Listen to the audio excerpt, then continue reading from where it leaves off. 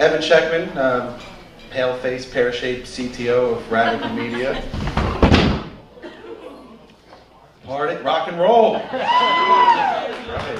And I'm James Spencer, I'm Chief Creative Officer of Radical Media. I'll take the tuba mic. Yeah, you will. And we're going to share 2 projects that are connected by crowdsourcing, and we're going to share the power and potential of crowdsourcing. Yeah. Hold the mics closer. You got it. Let's see what we have. Forget where we are. All right, cool. So this is the Johnny Cash project. This is, you know, all right. All right. The rock and roll crowd. So the interesting thing about Radical Media is the number of disciplines that are under one roof, and part of that is the representation of talent. It's really groundbreaking visionary director, this guy Chris Milk, who did Arcade Fire's Wilderness Downtown and came up with the idea for what we put together for the Johnny Cash project. He did Rome, amongst other standard music video projects. He had an interesting year. There's a true cross-pollination of disciplines. And so here we have a traditional music, typically a traditional music video director who's asked to come up with an interesting project to celebrate the life of Johnny Cash. If anyone remembers Johnny Cash's last traditional music video, it was moody, it was dark, it's hard to top. And so we were commissioned by Rick Rubin and the estate to come up with a project to really let fans almost kind of leave flowers at the grave, so to speak, for Johnny Cash. So the process was relatively straightforward in that Chris Milk put together a 3.5, 4-minute music video, found footage, stock footage, estate footage, black and white, textured footage, and we put together this video that the crowd will never see as pure video. The magic number was we took every 8th frame from this music video and created a flip book of 1,370 consecutive stills that would have made up the music video. And then we loaded them into a system built by our Radical Media dev and design team, headed by James and myself, to put together a true example, a complete example of crowdsourcing, right? So the Wikipedia definition of crowdsourcing, of course, is that you know, a collective group of people who don't know each other coming together to solve a singular problem. And in this case, it was an interpretation of this music video. Let's switch spots like a dance. And microphones. Get to that.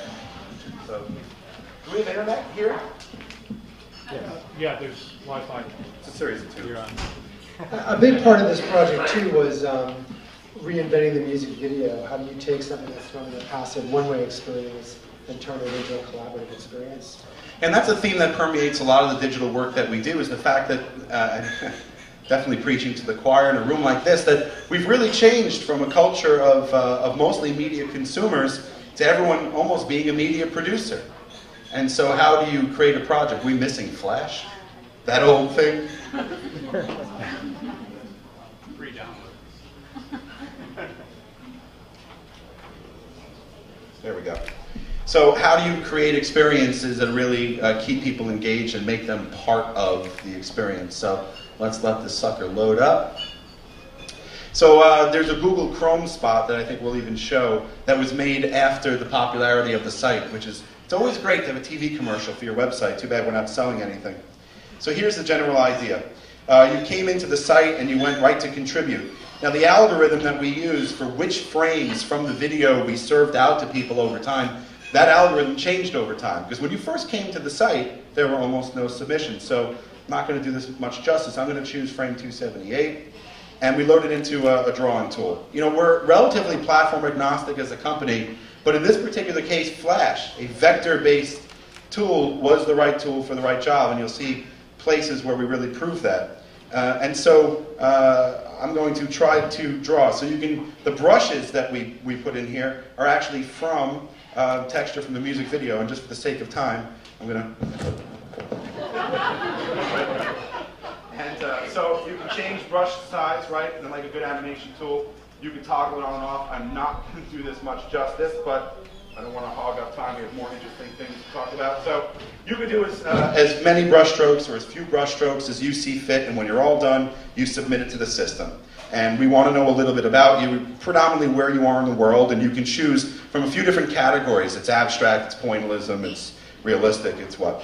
So then we put this all into a community management tool. Because the wonderful thing about crowdsourcing and user-generated content is that it usually has a fairly high phallus factor. Even though people love Johnny Cash, you still get the occasional rejected frame. So this goes into a community management tool we built. We qualify the frames. You know, the estate said no drug references, no satanic references, no sexual references, you know, keep it clean. And also keep it relative to the frame that you selected. And then a few times a day, depending on how many submissions we get that are approved, the servers go through and remake this many versions of the music video. I'm going to go to the highest rated frames. What you're about to see is probably from, I don't know, 2 to 4 hours ago. From 5 o'clock, I think we run a script, a cron script. And we recompile a version of the music video. The bandwidth here is, here we go. I'll stop it in a second. There ain't no great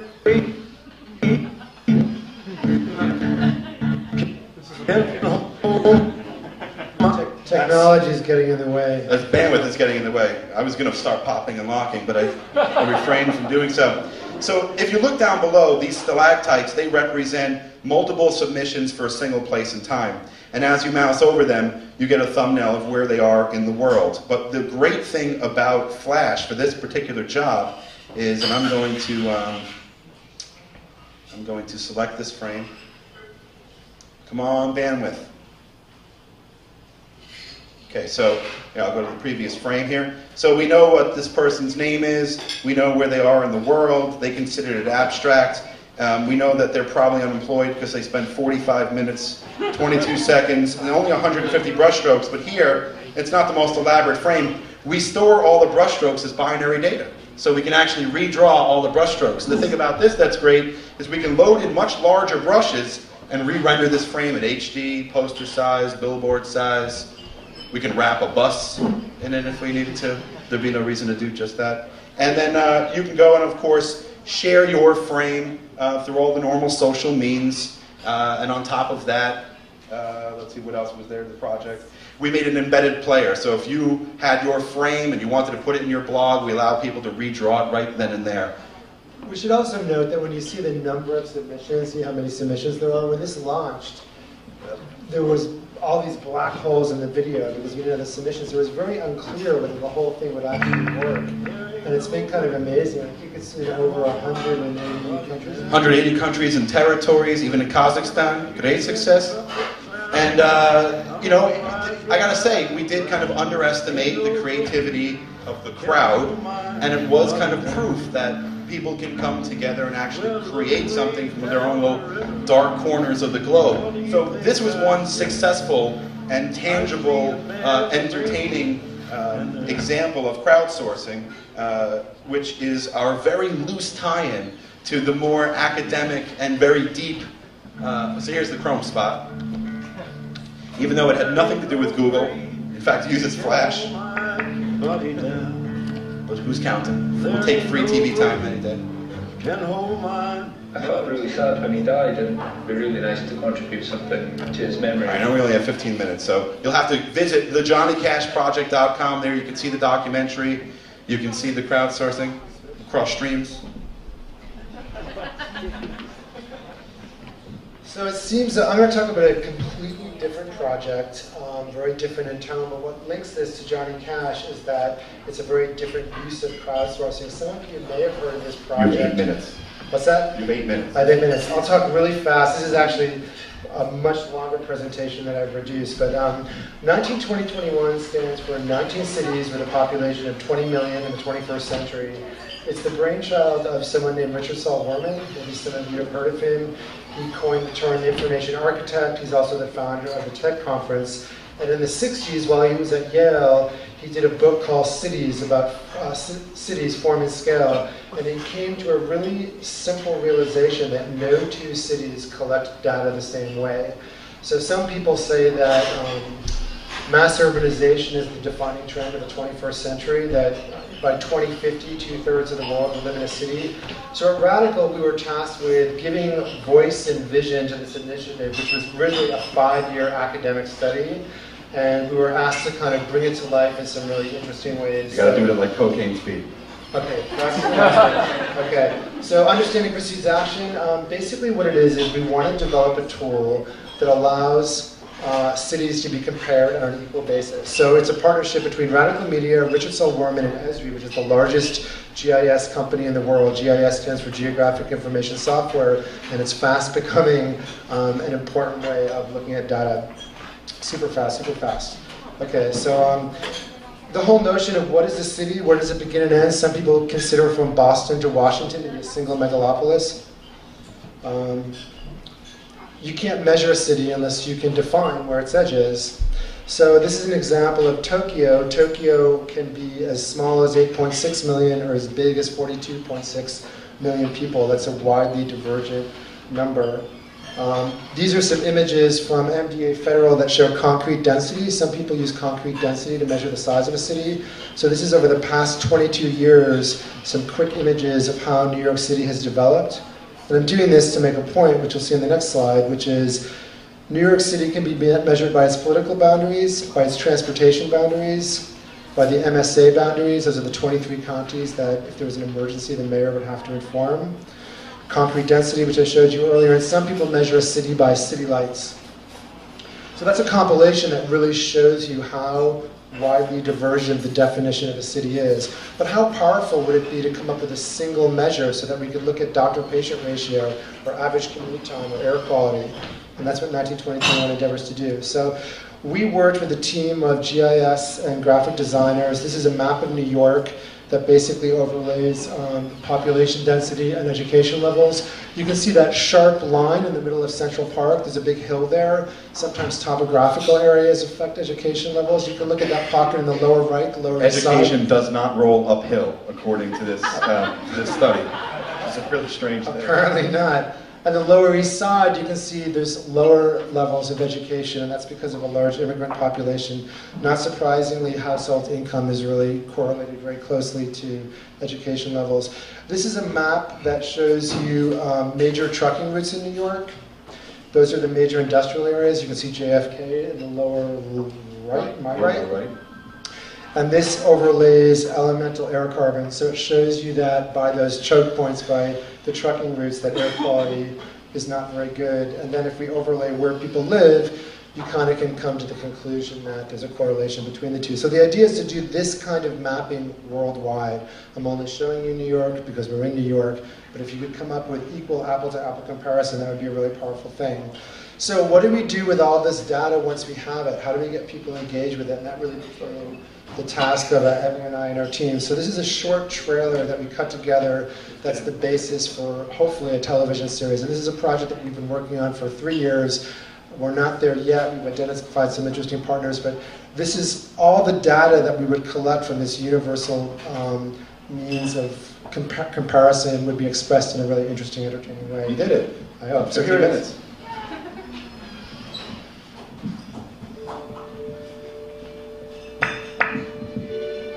Cities. They're home to more than half of the world's population. Within the next 40 years, it will be 2/3. 70 million people will move to a city each year. 1.4 million per week. 130 every minute. What is the gravitational pull of cities? And why is the attraction so universal? Why are they organized the way they are? What do cities tell us about us? Cities, a groundbreaking television series, will explore every aspect of city living in every corner of the world through a unique and innovative lens. The series will observe the fascinating ways in which we, as human beings, use our resources, our instincts, and our ingenuity to to thrive within these massive organisms of our own creation? How do we move? How do we communicate? How do we manage our food and water supplies? How do we satisfy our energy needs? How do we consume and recycle? How do we learn?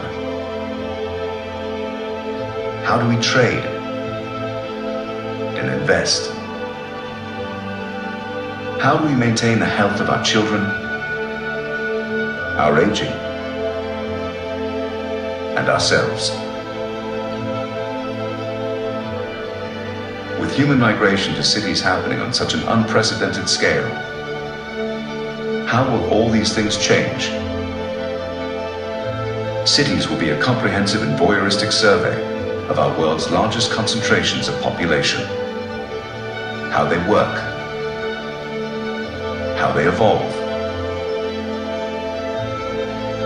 and how their future will define our future.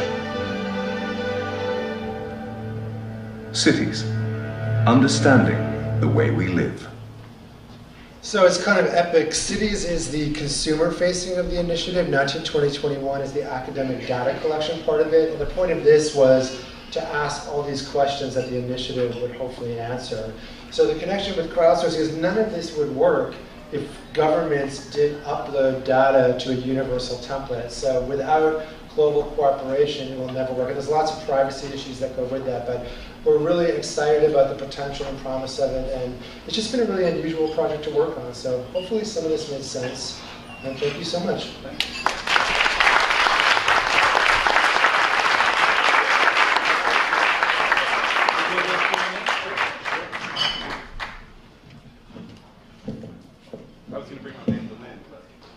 Well, we have one. You're lucky. So this is the fun part where you get to ask questions of our speakers. So does anyone have any questions? Come on, don't be shy. There's one. How did you gather all the footage? This is How did you gather all the footage? We just have to...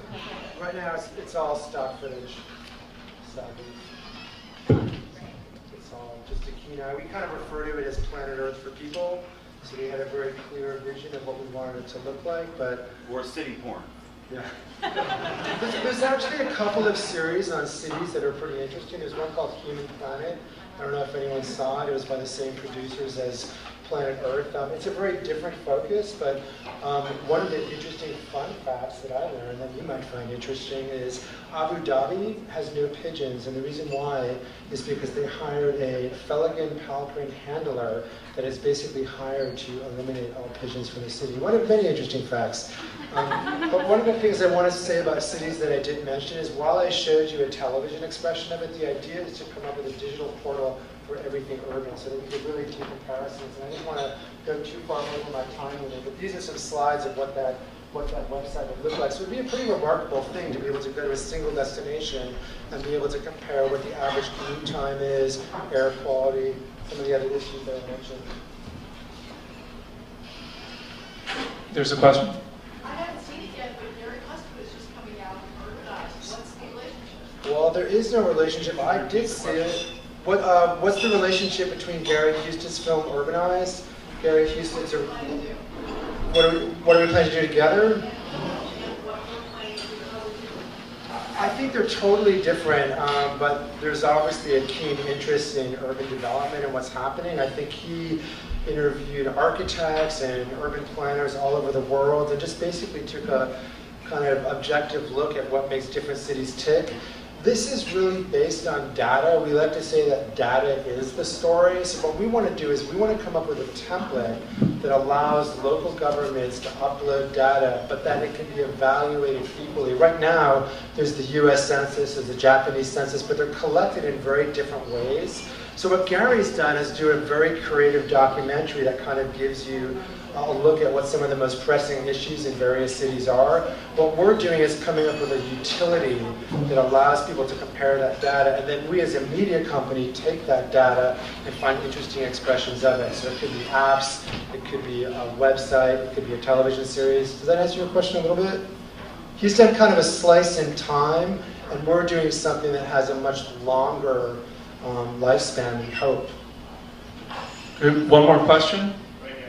There we go. So how do you incentivize the government to look at data? I think the power of being able to understand the world is a pretty good. How are we incentivizing governments to upload data is the question. And I think the promise of like true understanding is a really good incentive. There's lots of privacy issues. It's relatively complex, but we live in an increasingly global world with trade and everything else. It was interesting when we presented this presentation. We got some interest from a very big courier company, and it was fascinating to hear the data they capture of what's being shipped where and in what volume. So I think there's lots of examples about how people can start. We want people to start. People already are looking at the world in a much more collapsed form, and this is a tool that hopefully helps consolidate that thinking. So the incentive is just greater understanding. That's why it starts off, understanding precedes action. We don't prescribe what the solutions are. We just want to provide a utility that will hopefully inspire better thinking. You know, the other way that we came around to not incentivize governments to collect data is the partnership with Esri. When they started to see people that are non-GIS people, you know, the media people, visualizing it and doing comparison in a really fresh way, we started to influence the way that their clients are governments and countries. So we've started to accidentally influence the way that Esri builds their comparison tools. So they have this big, huge conference, which is boring, every year. It wasn't that boring. No, I'm joking. It's like we make it look sexy, and they do the real science behind it. And they started to show at this conference new comparison tools based on some of the visualizations that James and his team did. So when they go to collect the data, now they just display it in different ways, and it influences them, which is really an interesting effect. Exactly. There's never been more data, and it's so global, so it just seems kind of myopic to look at things in a very siloed way. So that's kind of the intention of it. Well, thank you very much. That was terrific. Thank you so much for having us. So, if you haven't been here before, if you're not familiar with Lucid, our speakers will stick around so that you can speak with them after the event. There's a whole social agenda or social event after the speakers, after the presentation, and that's really the objective here, is to get you all to speak with them and to speak with each other, and this is just the primer. So our next presenter, actually presenters, we are fortunate, we're doubly blessed to have them, is a husband and wife team that it's very hard to pigeonhole. They are extremely creative. They work in many fields, in advertising and branding and arts. They founded the Wooster Collective, which basically brought street art to the fore and basically gave it a platform to become recognized as real art, which is now currently recognized as. They're also heavily involved with I-Beam, and I think Marc is the chair of I-Beam, which is the best way. It's a New York-based think tank for the convergence of art and technology, and they are both partners in Bond Strategy and Influence, which deals with branding and marketing in new ways. And tonight's presentation is titled Art versus Advertising, the War for Public Space. So without further ado, Marc and Sara Schiller.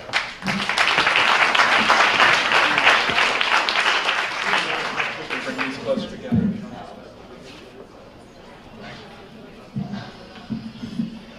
When we started this pursuit, this passion, I guess around 2000, it seemed like for us anyway, it was very easy to kind of separate street art and the desire to reclaim public space from advertising, and it was very clear. You kind of knew what was which. And then like any movement, things start to get a little bit messy and the gray areas start to emerge.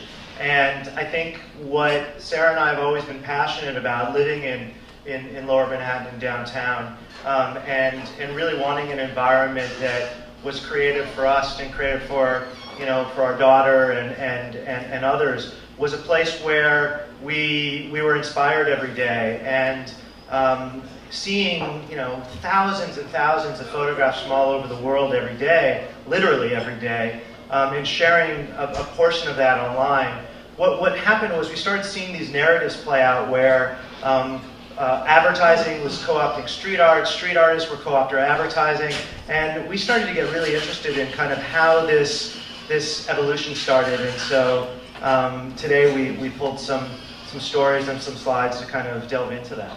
Yeah, we're also fascinated with branding, and what we've seen evolve over time is that the brands who are effectively using mass media or outdoor advertising to grow their brand are oftentimes co-opting the street artists' sensibility or mechanisms, but the street artists themselves are going out and they're becoming brands, whether they intended to or not, by using mass media. So it's this interesting circle that continues to evolve, and the dialogue continues to go. So Roadsworth was an artist who we really gravitated to his story. He in Montreal and throughout Canada would do these massive pieces. This is one example of just so many pieces that he did. And he literally in the middle of the night would go out with a roller and take signage and public safety, organizational structures and tweak them to make the city, when it woke up in the morning,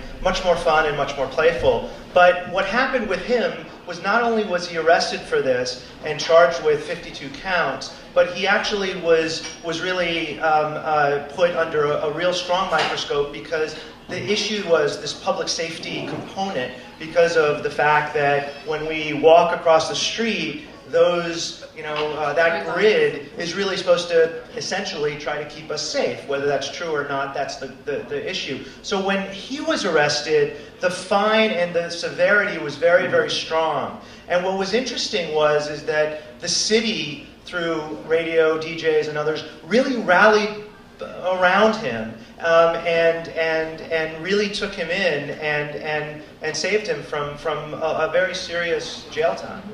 And so what happens is that you start with kind of this freedom of creativity, and then over time what happens is through the internet, with creative directors or people sharing stuff, it starts to get really diluted, and you end up with something like this, which is really amazing when you think about it, because the scale of this piece, it's still supposedly in public safety, but because McDonald's had the ability to write a check, McDonald's can do this, but an artist can't. And that's when it starts to, for us, get really, really kind of compact. And what's really fascinating, and what we may partially be responsible for, is that people are so used to going online to look at images that this McDonald's image probably only was done in one city in one place, but because of the nature of the internet, it was seen by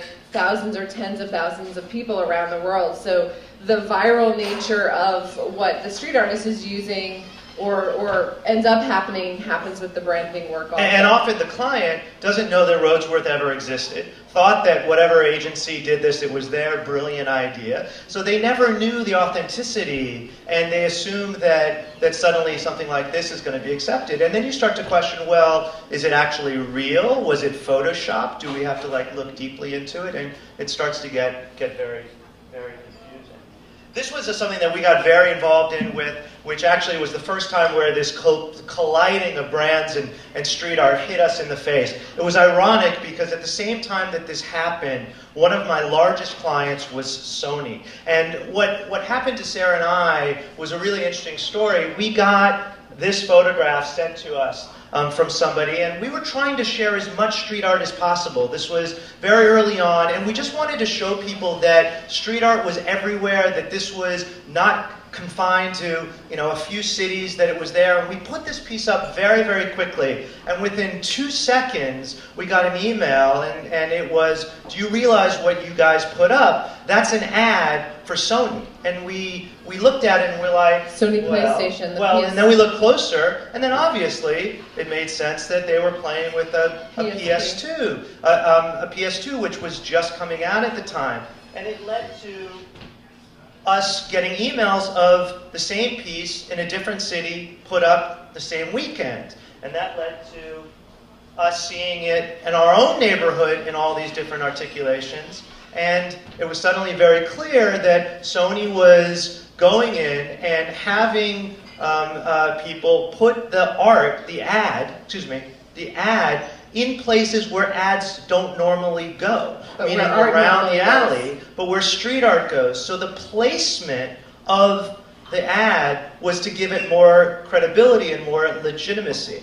So we went online and we immediately brought this to attention. And then what started to happen? The backlash. The backlash started. And then you start to see, you know, this, and this, and this. And it's pretty harsh. And very harsh. But then it gets very interesting because you think, okay, well, this is kind of black and white. And that leads us to an artist in Toronto. So this is a work by Dan Bergeron, who, again, does wheat paste, and oftentimes these are his friends or his neighbors or people in his community that he's making life-size images of, and he's going out and putting them up on the street. So this is his style for people who live in Toronto and people who follow him on the internet. Everyone knows that this is his work. So one day we got sent the following photograph. And it was this. And now we're much more savvy. You know, we look at things and we see brands, and I look at this and I'm like, something's not right here. That is definitely an ad for Vespa, because an artist just wouldn't do that. And we knew that it was Dan, and we went back to Dan, and Dan said, will you please put it up? Please do that. We did, because what Dan wanted to push forward was that dialogue that, as an artist, because they actually hired Dan to do the Vespa wheat paste. To take his own characters and to play with them and to make them into part of the brand message. And I think this is when Marc and I really started to understand that it was not all black and white, and that there are people like Dan who are out there trying to live as artists, and it's so difficult that at times they need or want or choose to do things like this, and that he was willing to do it and got paid the fee that he wanted to get paid to take his own work and make it into a branding message.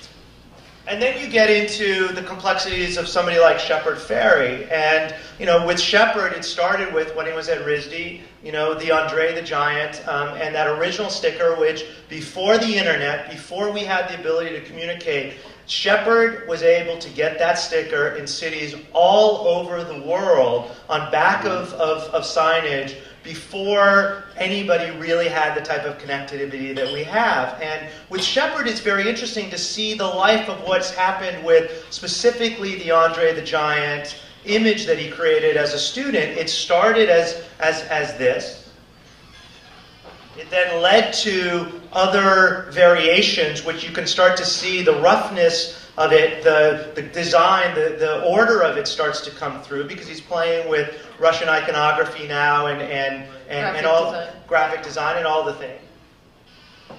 You start to see the advertising motifs start to come in through wheat paste and through things that you would expect with advertisements, but it's still keeping its non-commercial quality to it. But he has more size and repetition.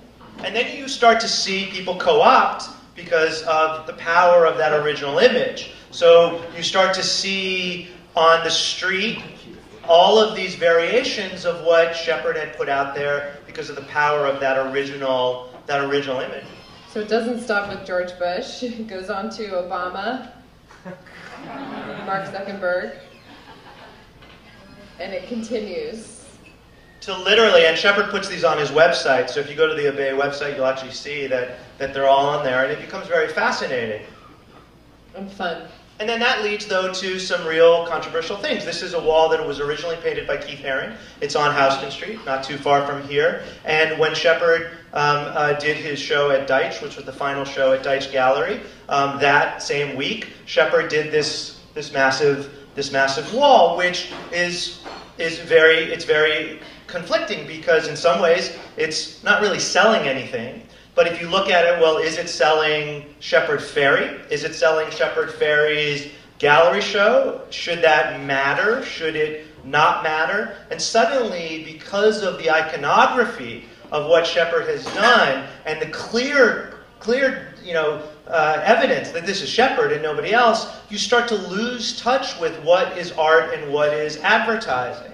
And we're very close friends with Shepard, so for us it's not a judgment. We see both sides and we try to balance both sides, but it becomes very, very complicated in some ways. Well, and there's another layer that this exact piece was for sale inside the show for tens of thousands of dollars. So you could go and buy it, or you could see it for yourself for free on the street. And then you see pieces like this that Shepard does, and now you start to say, well, it's clearly Shepard, but is it beautifying the neighborhood, or is it advertising? Really, what is it doing? And I think that dialogue is what Sara and I are really fascinated by, because I don't know, I mean, you'll have very strong opinions on both sides, but is there really an answer? Is there an answer that should be justified? And I think that question is really what interests us.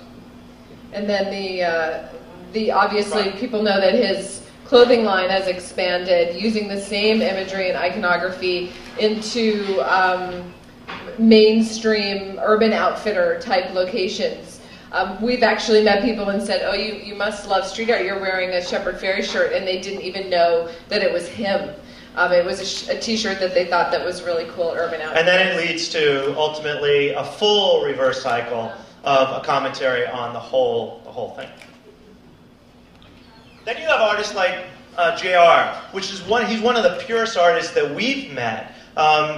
Wins the TED Prize, but really convinces them that there's not going to be a banner ad on anything that he does. He's really very purist, and we know him very well, and he is definitely not interested in any of the blurring the lines, and he really is very motivated. But even somebody like him loses complete control, because this was a situation that Sara pointed out one day when she was watching TV. Yeah, so we'll scroll through. We just have a couple images of his work just to remind everyone, or if you haven't seen it, he does life or gigantic size portraits of people that he goes out and puts up on the streets. So this image, 90% of the people that see this image, this is the Tate Modern, which is very large. It didn't last very long because he works with very thin paper, but 90% of the people see it as a gun because of the prejudiceness of the image, and very few people see that that's a camera in the first look. And so JR is really working from a very specific point of view. And you have pieces like this. So wait. Yeah, okay. So this is the piece where I was watching TV one day, and a Volkswagen ad comes on, and the ad's playing, and I was paying somewhat attention, and I'm like, that's a JR piece. Went and dug up the video of the ad online, and when we paused on that, we started to realize something's off. Something was wrong. That's not. He works with a very specific millimeter, 28 millimeters. Something's not right. That can't be his piece. And we knew that he would really never work with Volkswagen. So we were able to find the image. If you go back one more, Mark. This is JR's piece, and you can see the gas station or the parking lot. There's signs of the name of the parking lot on the building in front. What they've done is they actually digitally erased all of the other brands that were on the building and digitally erased JR's piece and put in a piece that matched their ad campaign, which was a bunch of people high-fiving and waving at each other. So it looked like a piece of street art, but it was actually completely in line with their brand. And then what really gets interesting for us is when the two start to really collide. So this is Princess Hijab in Europe, in Paris, and this is a very specific action in the subways. And Sara, I think you've been communicating with them. Yeah, he goes in, he chooses the biggest, largest subway stations in Paris because he wants to use the same media that the big brands are using. He wants the same number of impressions and people to see it, but he wants to take it back and get a message across, in particular around the French or the political dialogue that was happening around wearing the headscarf. And he also says that he's taking these images of like these perfect bodies and completely taking away the power that they have by putting the headscarf on. So we only have 1 minute. And with that, should we just do this and one this last is one? actually a project that we kind of actually really like, because we're not really, I think we see both sides, and because we are involved in brands. This was a project that Adidas did with Adicolor in Berlin, and it started with these very plain canvases that were put up, these billboards, but they did have an Adidas ad. Logo on so them. it wasn't as if it was just white. On the top you could see an Adidas logo, and then there was some text. And like any piece of blank canvas on the street, over time it gets tagged, it gets mucked up, it gets written on top of. So these are just photographs of what happened.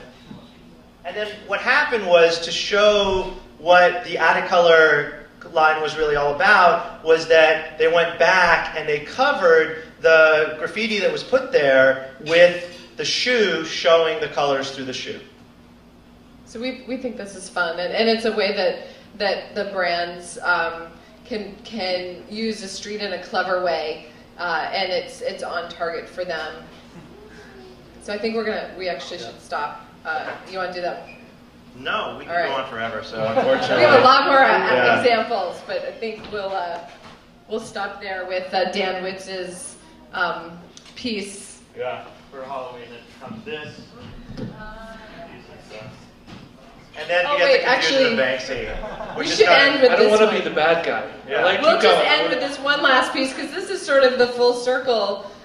When Banksy came to New York City to open his show that was around his pet shop, he is now so big and so famous, having used the street to, in a sense, build his brand. He's anonymous, so he can't actually go out now and put up his own work because he'd be identified. He's paying Colossal to go out and paint his imagery to promote his own show in an anonymous manner. So it's a brand having to pay the advertisers. I mean, it's an artist having to pay the advertisers to put up their art. Yeah. So that's the full circle.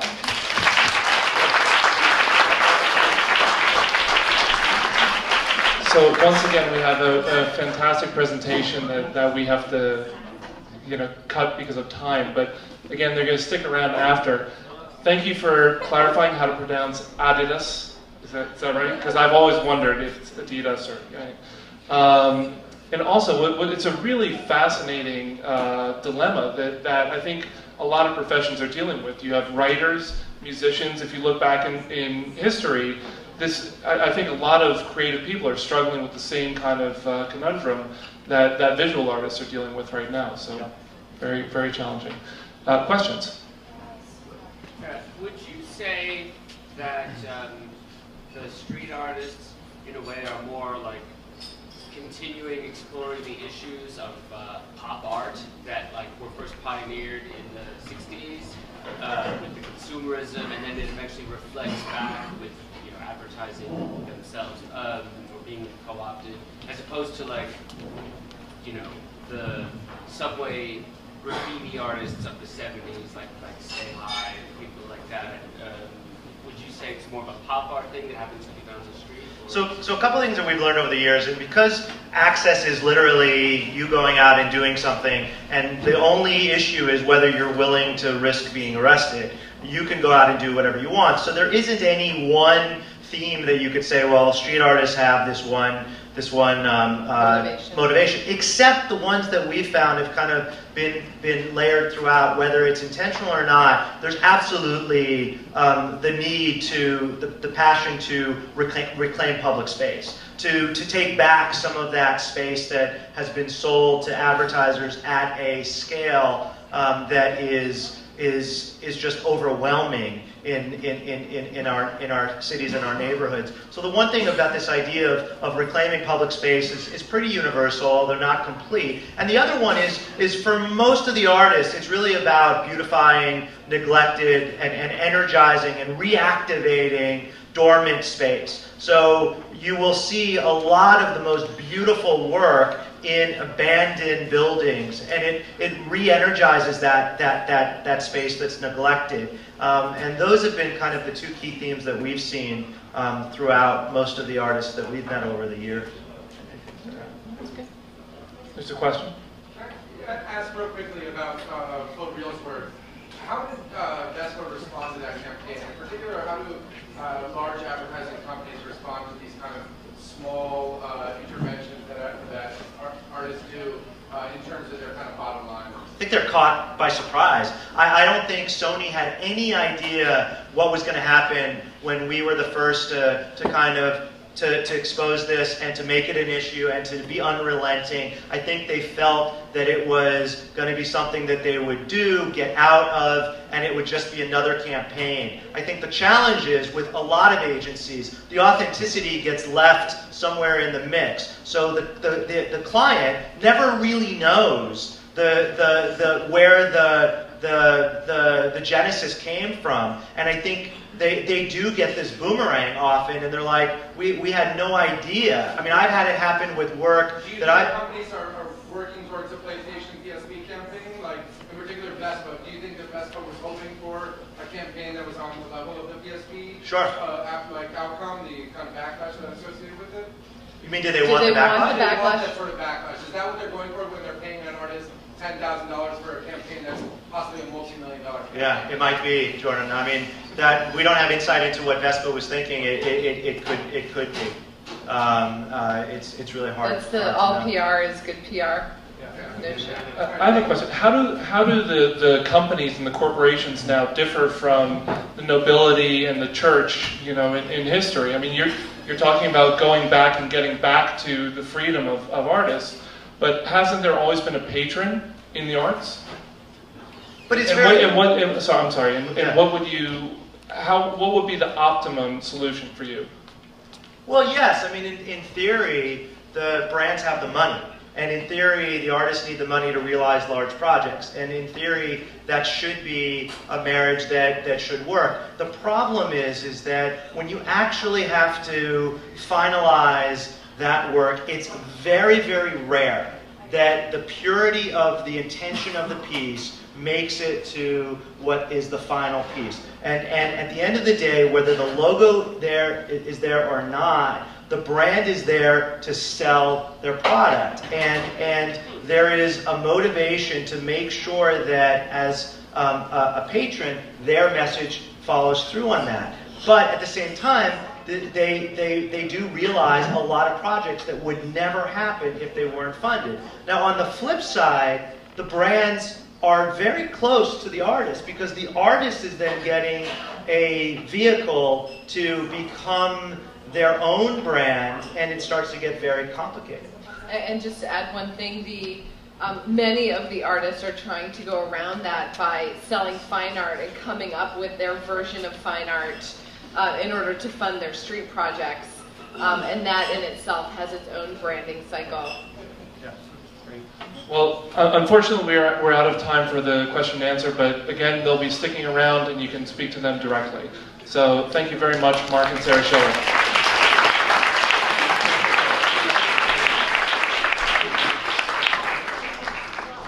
So, Pete, why don't you gather the troops and come on up? So, we're going to try something now. Actually, this is a good time if you want to get drinks or something to eat. It's a good time to do it.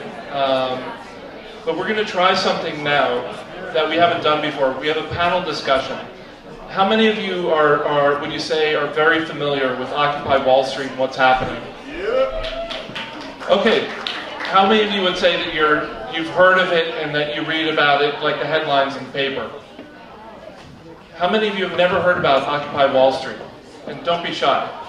Okay. So this is a good opportunity to learn a little bit more about it because we've assembled a panel of speakers who are heavily involved. They're key activists in this movement. And if you don't know about it, you really should, because it's an exercise in democracy, it's an exercise in individualism, and it's something that is essential to all of us sitting here in all of our rights, and whether you agree with them or not. And we, as Lucid, are not here to advocate for one side or another, but rather just to give a platform for the individuals who are participating to speak to you directly without the filter of media in front of them. So we have found an ambassador among our Lucid community in Pete Gallo, who has been participating, and he has graciously been researching for us what this is about, and he's managed to gather some really key speakers. So, Pete, are you ready? Absolutely. Here you go. How's it going, everybody? So it would seem like not everyone has been following since day one, so what I'm going to do here is basically put together a quick chronology and what is about the occupation. Let's see, so there's lots I could talk about, everything from hipster cop, who I'm sure you've heard of, to the censorship on Twitter, but I'm really going to focus on an objective view of the timeline, and then specifically New York. Unless I mention otherwise, I'm just talking about the occupation here in Zuccotti Park at Wall Street. I'm going to start with a little quote. It is, capitalist, if you think that you can play footsies with these people, you are wrong. They will come for you and drag you into the streets and kill you. It's Glenn Beck, a visionary journalist. And I would like to respond to that with, oh yeah, well, that's just like your opinion, man. So, there's a lot that's been said about the occupation as a bunch of unemployed folks who have no clear focus. Luckily for us, there have been a couple polls that went around that really kind of break up who this is. So in a poll of 200 protesters, 52% have participated in movements before, 98% support civil disobedience, 31% support violence, 15% are unemployed, and 65% say that the government should guarantee health care, college, and secure retirement. In the same poll, 30% are against the influence of corporations and special interest over policy. This is where I fall in. 11% are for changing the two-party system. That might not be too bad an idea. 6% are upset about income equality. 3% are opposing democracy and capitalism. And then 4% are for radical redistribution of wealth. So for all the talk that's been going on, it's like, oh, these are communists, these are anarchists, they want to just completely destroy our country. Only 3%. Are saying that they want to change democracy and capitalism. So I'm not sure if you know about how it really works. The occupation is made up of about 40 different working groups that each have their own specific purpose. All the decisions made at the occupation and in each working group are done by direct democracy through a process called the General Assembly.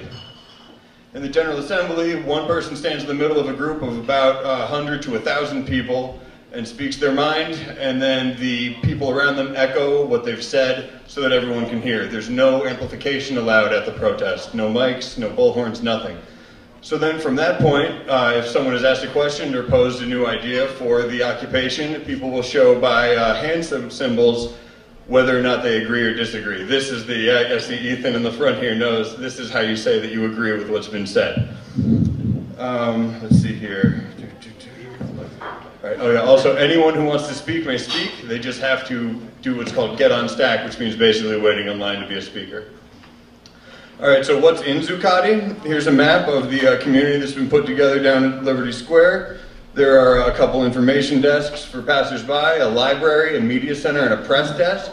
There's a kitchen that serves food practically all day long, and there's a medical tent that takes care of any sick or injured protesters. At any given moment, the park is surrounded by police, news vans, and food vendors.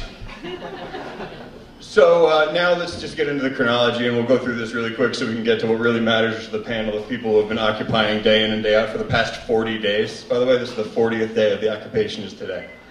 So, yeah, it's pretty amazing, right?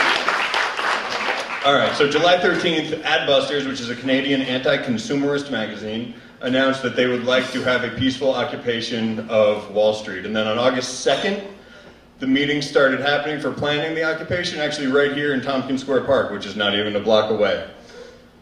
On August 23rd, Anonymous, which is a hacktivist group with over 9,000 members in the US alone, endorsed the movement. This was huge for Occupy Wall Street. Actually, 3 of our panelists here are representatives of Anonymous. Day 1 was September 17th, and 1,000 people attended, and 100 spent the night, about 100. Tents were torn down by the NYPD, no tents allowed, and amplification devices were forbidden.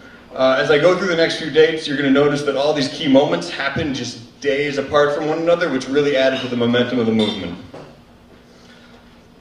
Okay, so one of the first things that happened was on day 2, a bunch of people marched beneath the balcony of Cipriani's, which is, I don't know if you're familiar, is a rather fancy restaurant down right on Wall Street. Here's what happened.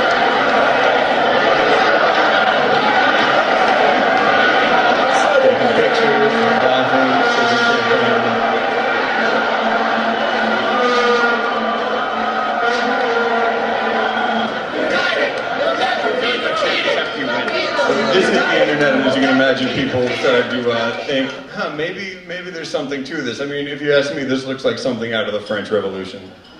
So then, just days later, the state of Georgia decided to murder Troy Davis, and that caused the occupation to fuse with a march of over 2,000 protesters, who all wound up down on the financial district storming the barricades at Wall Street. It was right around this time that New York Times, Guardian started to cover OWS, which is Occupy Wall Street, and at the same time, Michael Moore and Russell Simmons and other celebrities started to really jump on the cause. Then, just a couple days later, 2 days later, a cop pepper sprayed 4 women who had been detained already. Has anyone seen this video? It's kind of disturbing. I'm just going to warn you. I'm going to play it now. It's just a clip. Watch the right side of the screen. There's pepper spray.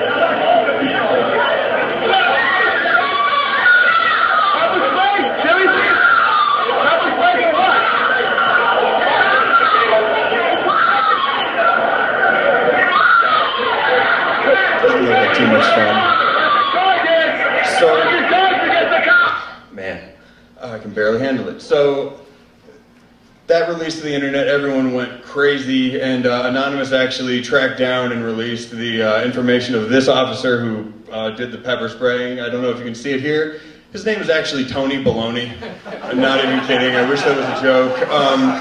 And they released all of his contact information, so if you'd like, you can give him a call yourself at 518-989-9051 or visit him at 5 Sawyer Ave in Staten Island.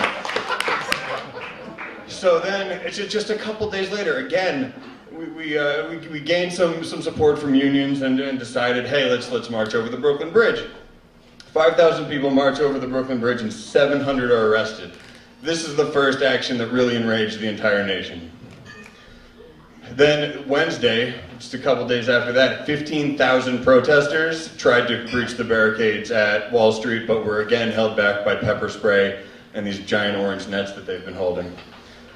Day after that, Obama made a weak endorsement of the occupation, saying that it sounds like the people are angry, but it's really Republicans' fault. Great. Then that Saturday, SNL decided to cover Occupy Wall Street, which I think actually did a great favor for us.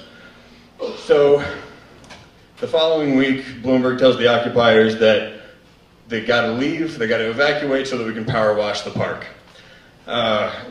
Right. So the protesters responded with what was called the Sanitation Committee and started to scrub the park down. Meanwhile, Russell Simmons was actually offering to pay for park cleanup in order to avoid a confrontation. By 7 o'clock the next morning, the park was spotless, and this kind of cleanup actually happens every night now. Every night, the park is swept and mopped. All right, cut to the following Saturday. It was the day of global protests. There were protests in 1,500 cities across the nation. In New York, protesters marched from Zuccotti or Liberty Square all the way up to Times Square and then back down to Washington Square. In Madrid, 500,000 people turned out, so they take this a little bit more seriously than we do. And in Rome, 300,000, but they were not quite as peaceful. They burned plenty of cars, smashed windows of banks, etc., etc. Right around this time, also Willie Nelson and Pete Seeger joined in a march on Columbus Circle. So then, back in New York, this is just this past Saturday now, we're getting pretty current. There was a march against stop and frisk and a march against police brutality. Meanwhile, at Liberty Square, there were 1,200 cops and 16 prison buses that wound up doing nothing, but were seemingly there just to really intimidate the protesters. Things have been relatively peaceful until recently there have been some internal struggles at the park, thefts and various crimes being perpetrated from the outside in on people who are occupying.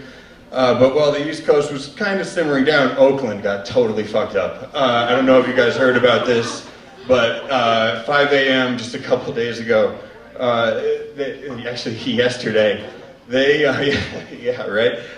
They tear gassed everyone. They wound up actually shooting rubber bullets at people, flashbangs, and using LRADs, which are sound cannons.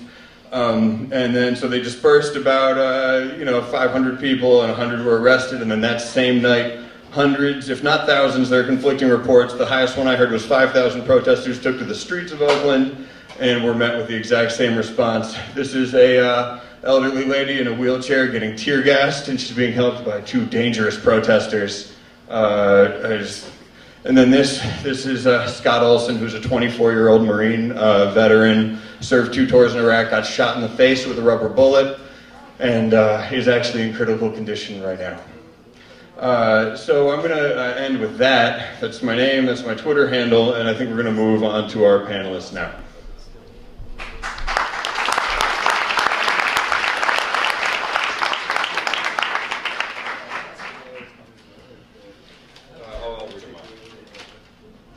All right. So first I'd like you guys to kind of just take a minute or 2 each to tell me about yourselves. Why are you occupying? What do you hope to achieve through occupation? And what's the most amazing or poignant or even horrifying thing you've seen since you've been there? You want to start, Justin? Yeah. I was actually hoping he'd start. Okay. Okay, my name is Fetzer Mills. I'll stand up just because it's easier for me to stand up. I'm about to fall asleep. I'm operating on very few hours of sleep for the past week, so if I'm not particularly lucid, please forgive me. I came up here 2 weeks ago yesterday. I'd been watching this since the beginning. I guess I caught the Adbusters call to Occupy Wall Street and was curious if it was going to happen. And so on September 17th, I started watching, and I was going in and checking in on the internet every day, and I was watching it grow, and it was interesting to me, but I had given no thought at all to coming up to New York for it. And then I saw the Tony Baloney pepper spray incident one day, and that really got me mad.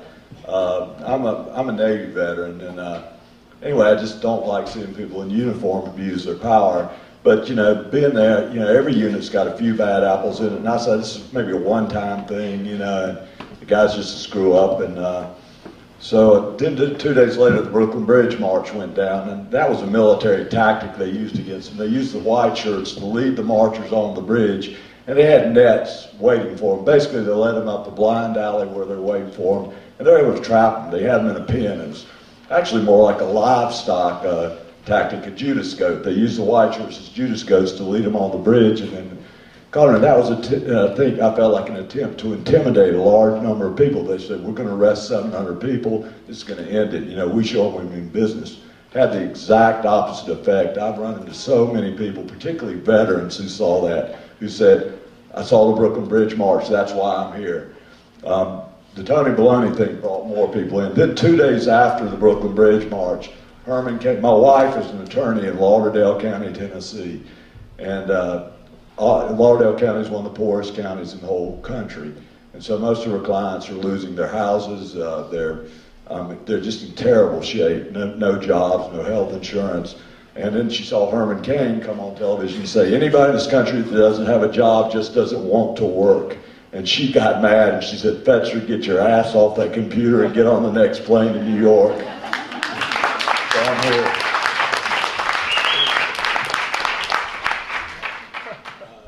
Dwayne, I live in Brooklyn. I came out, I'm a videographer. I came out originally to shoot a documentary on the movement, and I decided that it was too difficult to stand back and just play with my camera while everybody's partaking in this movement. So I joined the media team. I work on the media team now with the live stream. We basically have a 24/7 media resource for anybody who wants to know exactly what's happening at Occupy Wall Street without the spin from the mainstream media. So that's what we're doing, and I'm here to help the movement. I'm Jay. I'm a Day One occupier. I had heard about it months before it had started. I'd been involved in some of the Adbusters campaigns. So I've been there since day one. I've been part of the planning of it. I guess I'm there because as a college student with massive debt, as a member of a working class family, I see the daily struggles that the working class goes through. So I feel like I'm obligated to be there, if anything, because this is our fight. As far as the most heinous thing I've seen, I mean, the Tony Baloney incident happened like 20 feet away from me. Like, I was in that group when it happened, so I still remember that. Like, it burns an image in your head. When you see people you see every day get pepper sprayed by a cop for no reason, it's kind of like, it sticks with you. And I guess that's pretty much it from me. I'm Joe. I've been here since day one. I'm out here because I want accountability. We can't do anything with the current system that we've got now. And I've met so many people here. I met Dylan Radigan, who wanted to start a campaign to get the money out of politics, and it sounded crazy, but it's something that if we want to get anything else done, I feel like we've got to do. I'm willing to do that as long as it has to be. We're going to all be here as long as we have to be. The best thing, I think, the most memorable thing so far, I got a text message from Jesse LaGreca the night that they were going to evict. Jesse LaGreca is the one on YouTube, ripping Fox News to shreds all the time, Union Hat blogger, Ministry of Truth. Anyway, he's pretty well known. He texts me, he's like, I'm going into secret counter troll ops mode. I just found out Bloomberg is having dinner at Cipriani's. We just reserved the table next to him. 2 hours later, I look on Daily Kos, there's 2,000 people outside of Cipriani's, and I'm like, oh, crap. And then I woke up the next morning and we didn't get evicted. So, yeah, people power, man. People power.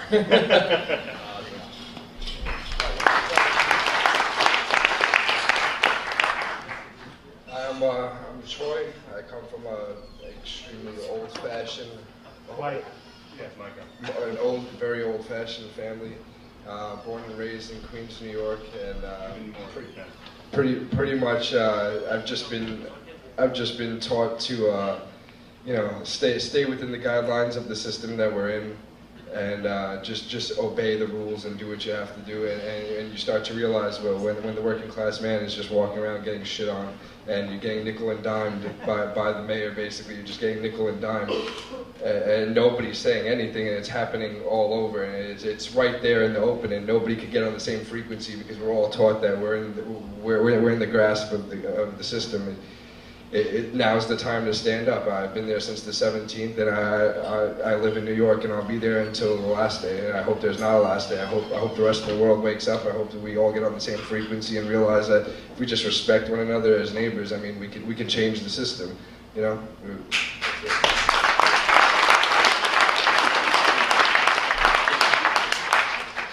Hi, my name is Justin. I'm probably not going to stand up. So I've been there off and on since day one. I went to, he showed you the picture from Madrid. I was there on the 15th. I was in Athens. Tomorrow I go to Boston, blah, blah, blah, blah. So base point being, I've been there basically since day one, off and on. As to why I came down, it's kind of a complex answer. Basically, I thought the war on terror was over, and then I realized that we're funding a terrorist group that's on our foreign terrorist organization list. We're funding and supporting them because they want to overthrow the Iranian government. And when you look into it, it's exactly the same thing that we did with Al-Qaeda. And I said, we've been working on this stuff. We've been doing all of this, but I thought it was almost done, and we've learned nothing from it. That all said, there's just so many different problems that it's way more than I can probably encompass in like a minute and a half and 2 minutes. But yeah, so I've been here since more or less since day one, off and on, helping people. I've put a lot of money into it. I've put a lot of my waking hours into it, and here I am now. So yeah. So with that, I mean, I've got a whole bunch of questions, but I would actually prefer to take questions from the audience and just see what you guys want to know in regards to the occupation. Any hands? Yeah, I guess I first heard about Occupy right after the bridge incident, and somebody explained to me. I guess the short answer is, how would you respond to the accusations that you're sort of a left-wing version of the Tea Party? Because a lot of the, quantifiers are the same. Grassroots movement, Wall Street, Main Street, disconnect, supposed to be non-partisan, even though it kind of is. So how would you guys respond to that? So the question is basically how we respond to the question of we're basically a left-wing movement of the Tea Party. Yeah, version of the Tea Party. No. That's true and it's not. I mean, we're just every bit as diverse as the country is. You have the Tea Party out there. You have the disillusioned, the people who have realized that the Tea Party is not the people that they thought they were. You have anarchists, you have socialists, you have just about everybody. So in the same sense that at least the base of the Tea Party is America, you have people that are upset about their government in some form or fashion. So it's true to some degree and then not. I mean, we're not as controlled in one particular fashion. We're not. I mean, let's call spades spades. The Tea Party are neocons. They are the neocons rebranded. I prefer to call them the teocons. And like that's we're not as they're far more organized and far more oriented in one direction than we are. You have Ron Paul's supporters out there. You have socialists. You have anarchists. You have communists. You have everybody out there. So yes, that's kind of true. But then there's also that's kind of only looking at one small subsection of the group. Joe, what did you want to say? There's one difference. The Tea Party's corporately funded, we're not. It's about as simple as that. Yeah, I'd like to speak to this on a cultural thing. I'm a Southerner. In the town we live in, Ripley, Tennessee, most of the white people in that town are Tea Partiers. And there's a huge, huge difference between the Tea Party and us. As you just mentioned, we're a very homogenous group of people. We have political opinions from everywhere. We have people of all ethnicities, I mean, this is one of the most diverse groups that I've ever seen come together in anything, around anything, even more so than sports, and which tends to be a very unifying thing. Another thing, we're not armed. The Tea Party is armed to the teeth. We're non-violent. That's a major, major thing right there. And like I said, they're just a very homogenous group, and they have been co-opted by one political party. Maybe they've co-opted the political party themselves, because it looks to me like the tail's wagging the dog over there. But the other day we're not going to become co-opted by either one of the political parties. The other day I was working behind the information desk, and a staff member, Dennis Kucinich, came up, and he called me over. I was standing there. I had a coat and tie on. Nobody else did, so I guess that's why he called me over. He calls me over and says, "Congressman Kucinich has written y'all a letter of support." And I looked at it and I handed it to somebody from media. They looked at it and threw it in the trash. They said, "I like Kucinich, but we're not going to let any politicians co-opt us." So they can support us, they can say, but we're not going to put their message out for them. We're not going to associate ourselves with them. Yeah, they're welcome to say they love us, whatever they want to do, but we're not going to work for them. We're not going to put their press releases out for them. We're going to have nothing to do with the Democratic Party, because I feel like the Democratic Party is not that much different from the Republican Party as far as what's happening economically. We're going to move to the next question, if that's all right. This is a question for anybody who wants to answer on the panel. How do you guys connect the dots between what's been unfolding in the Arab world, what's currently unfolding in Europe, and what's happening now? Are there any connections to be made between these dots? Or Absolutely. I mean, what started in Tunisia last year when Mohamed Bouazizi lit himself on fire because he couldn't open up a fruit stand. There was a lot of pent-up rage in North Africa and like the rest of the world because of commodities prices. It was hard for people to eat, people to get anywhere. It's the same thing here. We might be playing with more money, but they're taking more money away from us. So, that set off a chain reaction that went from Tunisia to Egypt, spread to Libya, throughout the Middle East. And finally, he came back here. I've heard for the past couple months, well, why aren't we doing that here? And, you know, now here we are. The corruption came straight back to Wall Street. It's not a coincidence that this happened, because if you look at what a lot of these banks are doing, I want to single out one, Goldman Sachs. They've got schemes all over the world to speculate on commodities and other, just take as much money from everybody as possible. The whole world is connected, and we are one big giant living organism. And what's happening on Wall Street is that they are sucking away from all of us. So, and to answer your question, it's absolutely everything's all connected. I think so. At least. Pete, let's take one more. Okay. Yeah. Can we do one more question? Hi. I totally support what you guys are doing, and I've participated in some events. But when you showed that slide before with statistics about what the occupiers sort of think, and 30% was about sort of corporate greed and whatnot, and then 6% or less, I think two out of the three of those issues were about income inequality and redistribution of wealth, which to me are the fundamental issues that sort of bring people together across the world. Sometimes it's corporations doing it, sometimes it's governments, whatever.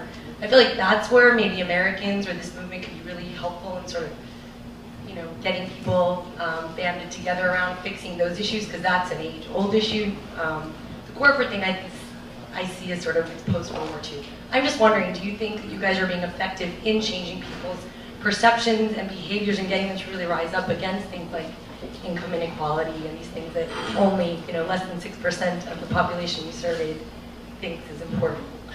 So I look at this as kind of like 1960, 1961, something like that, and it's hard to tell what will come out of this.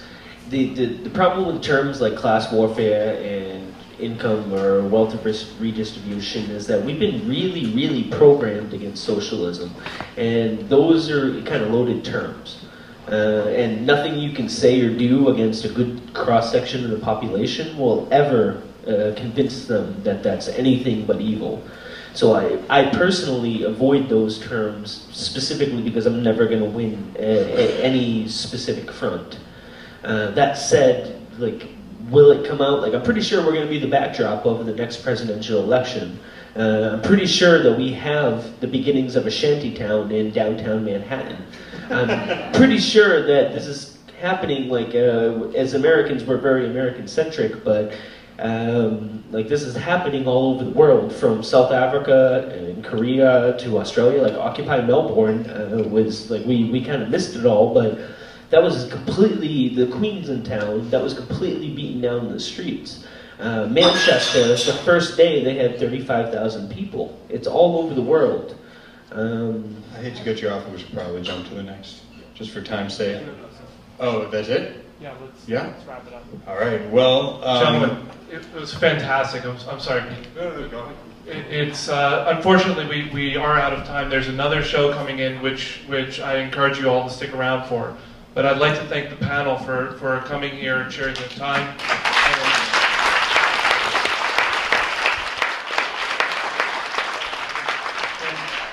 And I know a lot of you have many more questions, and here's your opportunity to talk to them. So please make use of it. And please stick around. And I'd like to thank Drum again for being such a great host, and Pete for going so far and beyond to make this happen. To David and to all of you. Thank you. Definitely take the time to talk to these guys. They've got a lot to say. And whoever it was that asked about the reverberation of the Middle East and Europe, please find me, because I was in Madrid on the 15th, and I've been in Athens, and I've been in a couple places that I can answer this question pretty well. We've had activists from Egypt, from Tahrir Square, been in here doing teach-ins here at Zuccotti Park. They come in from Egypt to do it.